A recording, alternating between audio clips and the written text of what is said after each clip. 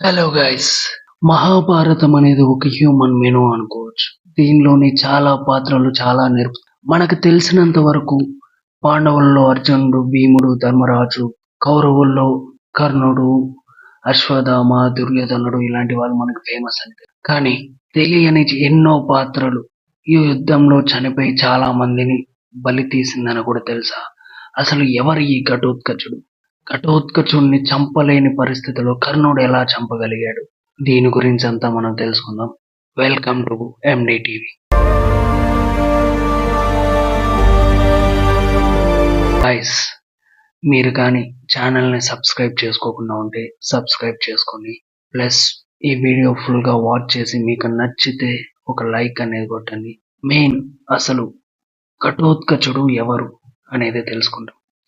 మహాభారతంలో పాండవులందరూ కలిసి ఒక అడవిలో వెళుతున్న టైంలో రాత్రి వేళ చాలాసేపు నడిచామనేసి రాత్రి వేళ అందరూ పడుకున్న సమయంలో భీముడు అనే అతను కాపలాగా ఉంటాడు. ఇది గ్రహించిన అక్కడే ఉన్న దగ్గరలో ఉన్న హిడింబి, తండి అనే అన్న చెల్లెలు కలిసి వీళ్ళిద్దరూ రాక్షస జాతికి చెందిన వాళ్ళు. తండి పాండవుల వాసనను పసిగట్టి అక్కడ బాగా బలిష్టంగా ఉన్న భీముణ్ణి ఆకర్షించి ఆహారంగా తీసుకురమ్మని చెప్పి హిడింబిని పంపిస్తాడు. కానీ హిడింబి భీముణ్ణి మోహిస్తూ ఒక అందమైన స్త్రీ రూపంలో ధరించి తనను పెళ్లాడమని భీముణ్ణి కోరుతుంది. భీముడు అందుకు అంగీకరించడు. ఆమె తన నిజస్వరూపం ధరించి తాను అన్న చెప్పిన పనిని గురించి చెబుతుంది. భీముడు తండ్రితో యుద్ధానికి తలపడతాడు. ఆ పోరులో భీముడు తండ్రిని చంపేస్తాడు. సోదరుని మరణంతో తన మీద ప్రతీకారం తీర్చుకుంటుందేమోనని భీముడు హిడింబిని కూడా చంపబోతాడు. అయితే ధర్మరాజు అడ్డుకుని ఒక మహిళను చంపడం భీమును వంటి వీరునికి తగినది కాదని సర్ది చెప్తాడు. తర్వాత హిడింబి తాను ఒంటరిదానునని కాబట్టి పెళ్లి చేసుకోమని భీముణ్ణి ఒప్పించమని కుంతీదేవికి వేడుకుంటుంది. అప్పుడు కుంతీదేవి హిడింబిని పెళ్లి చేసుకోమని కుమారుణ్ణి ఆజ్ఞాపిస్తుంది. అయితే భీమసేనుడు ఆమెను పెళ్లాడ ఒక షరతు పెడతాడు. అదేమిటంటే ఆమెను పెళ్లాడిన తరువాత విడిచి వెళ్ళడానికి ఆమె అంగీకరిస్తేనే అందుకు ఒప్పుకుంటాను, పెళ్లి చేసుకుంటాను అన్నట్టు షరతు అనేది పెడతాడు. అందుకు హిడింబి అందుకు అంగీకరించి భీముణ్ణి పెళ్లాడుతుంది.